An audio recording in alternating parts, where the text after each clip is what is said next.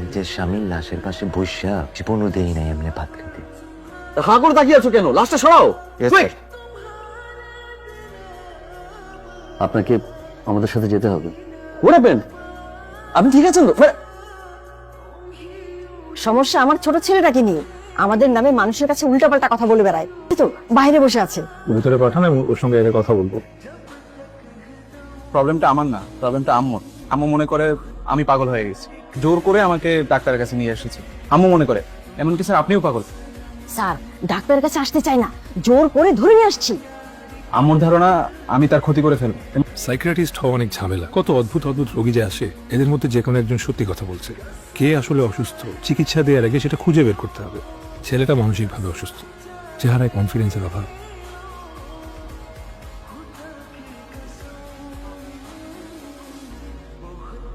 আজকে এত তাড়াতাড়ি চলে আসলে?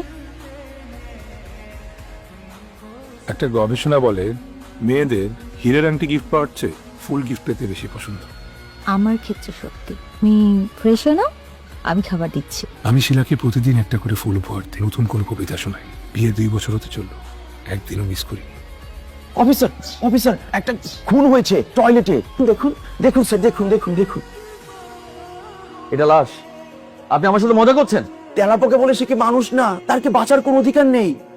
সরি স্যার, উনি আমাদের পেশেন্ট। আমি আরো ভাবলাম কি সত্যি সত্যি বোধহয় কোনো একটা খুন হয়েছে।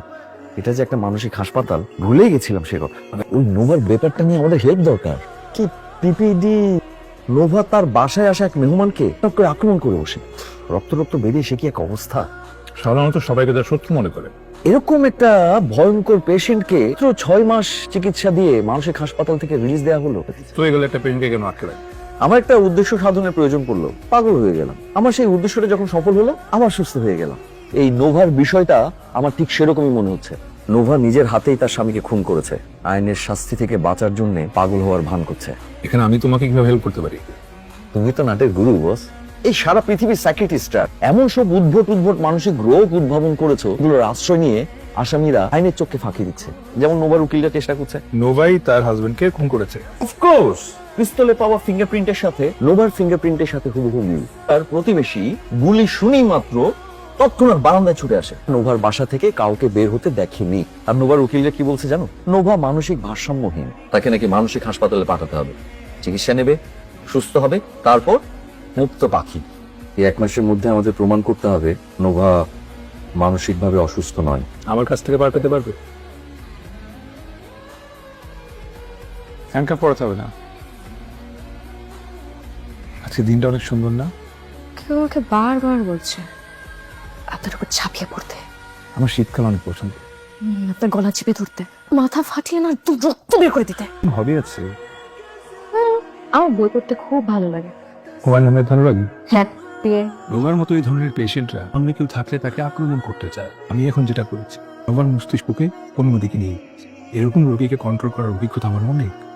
নিশ্চয়ই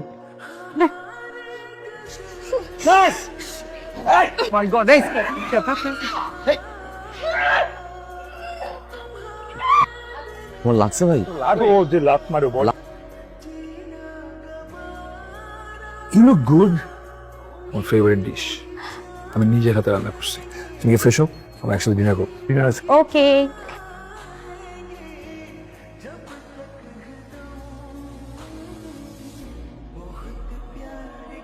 আচ্ছা, কেমন আছো বাবা? আগের মতোই, গতকাল যেমন ছিলাম। এক্সিলেন্ট। তোমার অবস্থার কোনো অবনতি হয়নি। আপনার কথা শুনতে ভালোই লাগে। শুধু আমি কথা বললে কি হবে, তোমারও তো বলতে হবে। আমার না নিজেকে চিড়িয়াখানার জন্তু মনে হয়। চিড়িয়াখানার জন্তুদেরকে তো হ্যান্ডকাপ দিয়ে বাঁধে।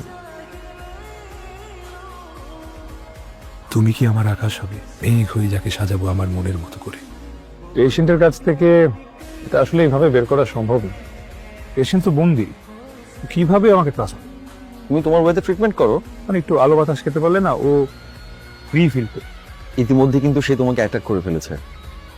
ওটা আমি হ্যান্ডেল করতে পারবো। তোমার অতীত নিয়ে ভাবতে বেশি ভালো লাগে নাকি ভবিষ্যৎ নিয়ে? কোনোটাই না। অতীত আমার সাথে ভালো কিছু হয়নি, ভবিষ্যতে আমার সাথে ভালো কিছু হবে। সুরঞ্জনা, ওইখানে যেও না গো তুমি। ফিরে এসো সুরঞ্জনা, ফিরে এসো হৃদয়ে আমার। যুবকের সাথে তুমি যেও না গো আর।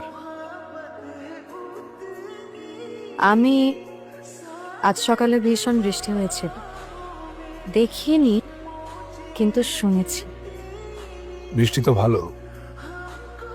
আমি আর শামীম সুন্দর একটা নদীর কাছে বেড়াতে গিয়েছিলাম, পরনে ছিল লাল শাড়ি।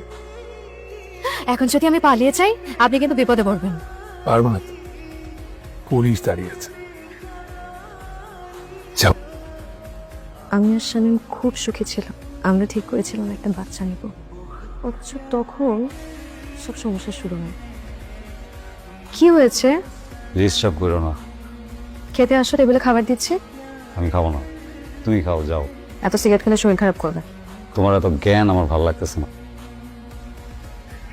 ছবি এখন এখন শুধু তুমি আর আমি। আরে না, একটু ঘুমাচ্ছে, আগে তুমি দাও। আহা, বললাম না ঘুমাচ্ছে। ইচ্ছে করে এক্ষুনি দৌড়ে তোমার কাছে চলে যাই। কখন সকাল হবে, কখন তোমার কাছে যাব। কি হলো, রাতে ঘুম হয় নাই? কম হয়েছে আপনি কি কোনো কিছু নিয়ে চিন্তিত? সামান্য একটু। যেটা বলছিল ওটা কন্টিনিউ করে। প্রায় প্রায় একটা আননোন নাম্বার থেকে আমার কাছে কল আসে, ওই পাশ থেকে কেউ রেসপন্স করতাম। আমি আপনাদের কোনো কথা শুনতে কিন্তু বাধ্য নই, আর এই টেন্ডারটা পাওয়ার ব্যাপারে কাউকে কোনো হেল্প করতে পারবো না। ভুল করতেছেন এটা বুঝতে পারতেছেন না। আমার বাসায় এসে আমাকে থ্রেট দিচ্ছেন। আমরা একটা কি করতে পারি এই সম্পর্কে আপনার কোনো ধারণা নেই। Just get lost. ব্যাপারটা আমরা মনে রাখবো, মাইন্ড ইট। শামীমের মৃত্যুর আগে তাই বের হলেই আমার মনে হতো আমাকে কেউ ফলো করছে।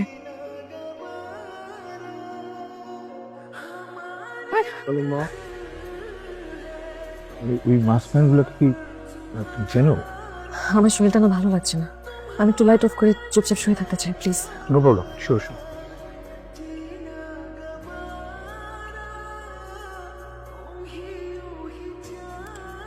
শিলা, কি হয়েছে? কাঁদছো কেন? কিছু না। আচ্ছা, তোমার আমাকে কিছু বলতে হবে না, প্লিজ। কান্না করো না প্লিজ। কত ভালোবাসি, অনেক ভালোবাসি। এখন বলো। আমার যখন 10 বছর বয়স তখন আমার মা মারা যায় অ্যাক্সিডেন্ট করে। ধারণা করা হয় এটা কোনো অ্যাক্সিডেন্ট না, আমার মা ইচ্ছে করে এই কাজটা করছিল। মা মারা গেলেও ভাগ্যবশত আমার কিছু হয় নাই। আমি খুব ডিপ্রেশনে পড়ে যাই। একজন মা তার নিজের সন্তানকে কিভাবে এভাবে মেরে ফেলার চেষ্টা করে, এইসব ভেবে ভেবে আমি সারাদিন কান্না করতাম আর সবার সাথে খারাপ ব্যবহার করতাম। আমার এসব ব্যবহারের জন্য আমাকে কেউ পছন্দ করে না। আমার বাবা আমার খালাকে বলে আমার মায়ের সাথে সাথে যদি আমিও মারা যেতাম তাহলে নাকি খুব ভালো হতো। দুনিয়াটা ভেঙে একদম চুরমার হয়ে যায়। কেন না প্লিজ।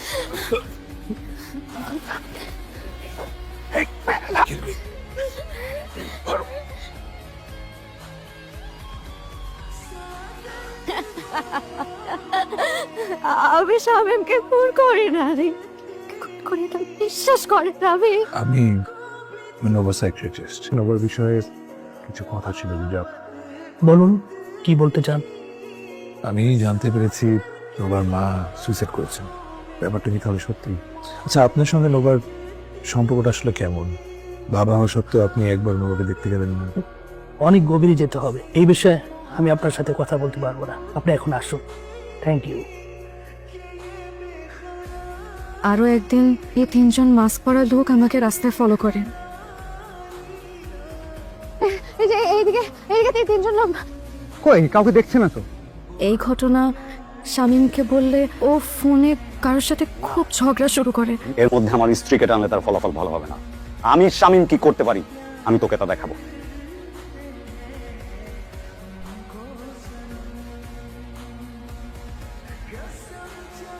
আমি মেয়ের ব্যবসায়িক পার্টনাররাই আমার পেছনে লোক পাঠিয়েছিল আমার ক্ষতি করার জন্য।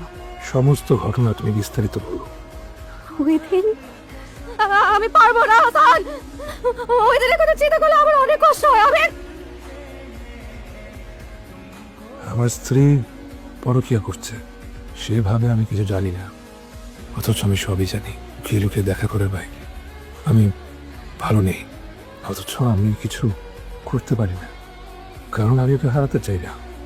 আপনি আমাকে এসব কথা বললেন কেন? ভেতরটা হালকা করা দরকার ছিল। আমি তোমাকে বিশ্বাস করতে পারি। পুরুষ মানুষের জন্য সবচেয়ে কষ্টকর হচ্ছে তার স্ত্রীকে অন্য একটা পুরুষের সঙ্গে ক্লোজ হতে দেখা, আর সেটাই আমি প্রতিদিন দেখছি। আপনি আমাকে বিশ্বাস করে সবকিছু শেয়ার করতে পারেন।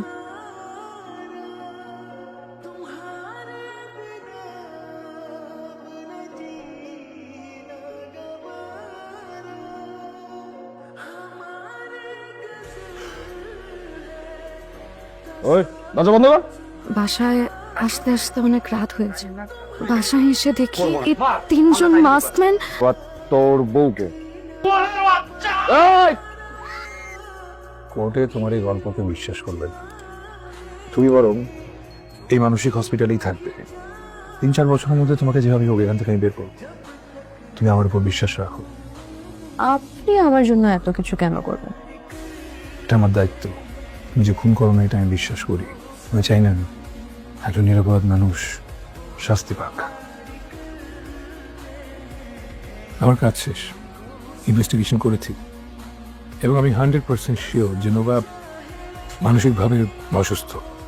নোভার বিরুদ্ধে কোনো মামলা পরিচালনা করা সম্ভব না। যা যা রিপোর্ট দরকার সবকিছু এখানে আছে। তোমার কোনো ভুল হচ্ছে না তো? আমি ভুল করে সিদ্ধান্ত নেওয়ার মতো মানুষ না, রয়ে যাবো না। You keep this.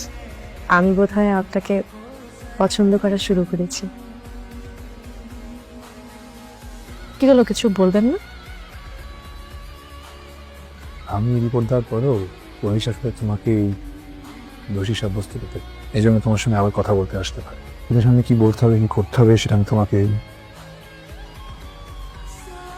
এটা পড়ে মাথায় নিয়ে। আমাদের আবার কবে দেখা হবে? তাড়াতাড়ি।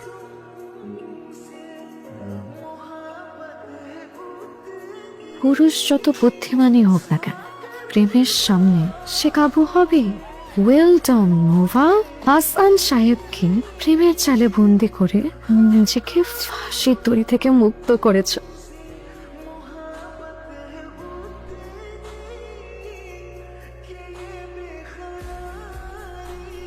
কি হচ্ছে এখানে? প্লিজ আমার স্বামীকে ছেড়ে দিন।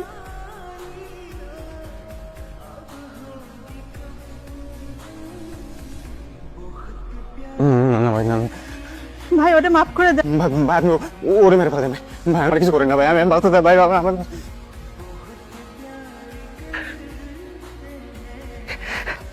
চলে গেছে না, আমি তোমাকে পাই ধরি তো, প্লিজ প্লিজ আমার প্লিজ প্লিজ আমাকে ছেড়ে যাও প্লিজ।